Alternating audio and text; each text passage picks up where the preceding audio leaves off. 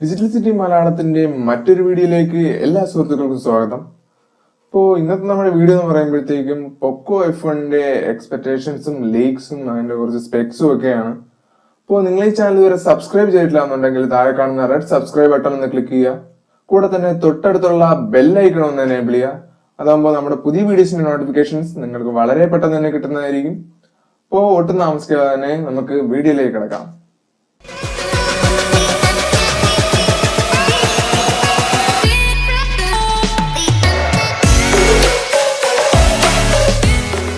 സയോമിയുടെ sub ബ്രാൻഡായ പൊക്കോ കഴിഞ്ഞ പ്രാവശ്യം റിലീസ് ചെയ്തിരുന്ന ഒരു ഫോണാണ് പോക്കോഫോൺ F1.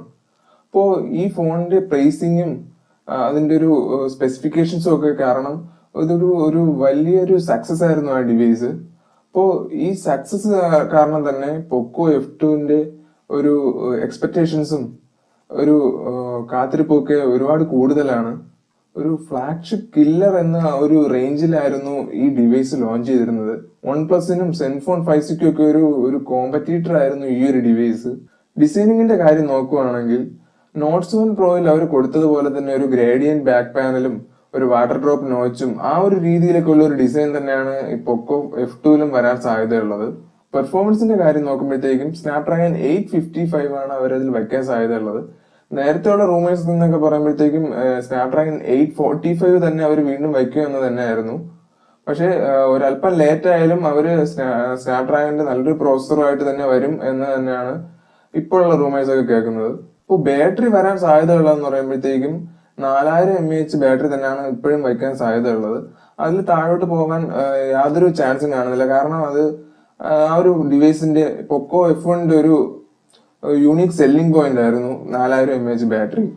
ഇപ്പോൾ ഡിസ്പ്ലേയുടെ കാര്യം നോക്കുമ്പോഴത്തേക്കും റൂമേഴ്സ് ഒക്കെ പറയുന്നതെന്ന് പറയുമ്പോൾ ഒരു AMOLED പാനലാണ് ഈ ഡിവൈസിൽ വയ്ക്കാൻ സാധ്യതയുള്ളതെന്നുള്ളതാണ്. പക്ഷേ പൊക്കോ എന്ന് പറയുന്ന ബ്രാൻഡ് ഒരു പെർഫോമൻസ് ഓറിയന്റഡ് ഫോൺസ് ആണ് റിലീസ് ചെയ്യാൻ സാധ്യതയുള്ളത്. അവർ ലക്സറിയുടെ പിറകെ പോകാൻ ചാൻസ് ഇല്ല.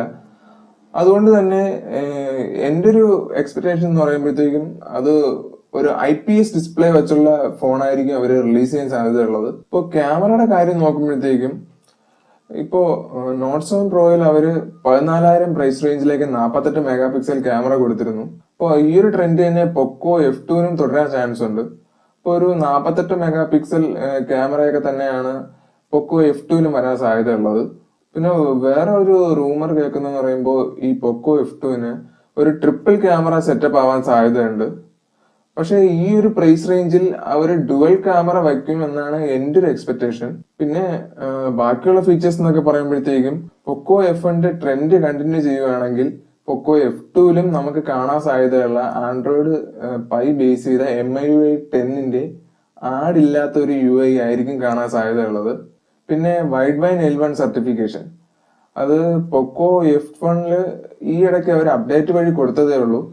പക്ഷെ F2ൽ അവര് വൈഡ് ബാൻഡ് L1 സർട്ടിഫിക്കേഷനോട് കൂടി തന്നെ ഈ ഫോൺ ലോഞ്ച് ചെയ്യാനാണ് സാധ്യതയുള്ളത്. ഇപ്പോൾ ഈ വൈഡ് ബാൻഡ് L1 സർട്ടിഫിക്കേഷൻ എന്താണെന്ന് അറിയാത്ത ആൾക്കാർക്ക് വേണ്ടി ഞാൻ പറയാം. ഈ നമ്മുടെ നെറ്റ്ഫ്ലിക്സും ആമസോൺ പ്രൈമും ആ ഒരു ഓൺലൈൻ സ്ട്രീമിംഗ് സർവീസസ് ഒക്കെ HD നമ്മൾ വീഡിയോ കാണണം എന്നുണ്ടെങ്കിൽ വൈഡ് ബാൻഡ് L1 സർട്ടിഫിക്കേഷന്റെ ആവശ്യമുണ്ട്. അപ്പോൾ ഈ ഒരു ഡിവൈസിന്റെ പ്രൈസിങ് വരാൻ സാധ്യതയുള്ളതെന്ന് പറയുമ്പോഴത്തേക്കും അതിന്റെ ബേസ് മോഡലിന് 21,000-നും 25,000-നും ഇടയ്ക്ക് ഉള്ള ഒരു പ്രൈസ് ആയിരിക്കും വരാൻ സാധ്യതയുള്ളത്. അഥവാ ഒരു 25,000-ന് ഇറക്കിയാൽ പോലും ഈ ഒരു ഡിവൈസ് വാല്യൂ ഫോർ മണി തന്നെ ആയിരിക്കും. അപ്പോൾ നിങ്ങൾക്ക് ഈ വീഡിയോ ഇഷ്ടപ്പെട്ടു എന്നുണ്ടെങ്കിൽ താഴെ കാണുന്ന തംസ് അപ്പ് ബട്ടണിൽ ഒന്ന് ക്ലിക്ക് ചെയ്യുക. ഇതുപോലുള്ള വീഡിയോസ് ഇനിയും കാണുന്നതിനായി ഈ ചാനൽ സബ്സ്ക്രൈബ് ചെയ്യുക.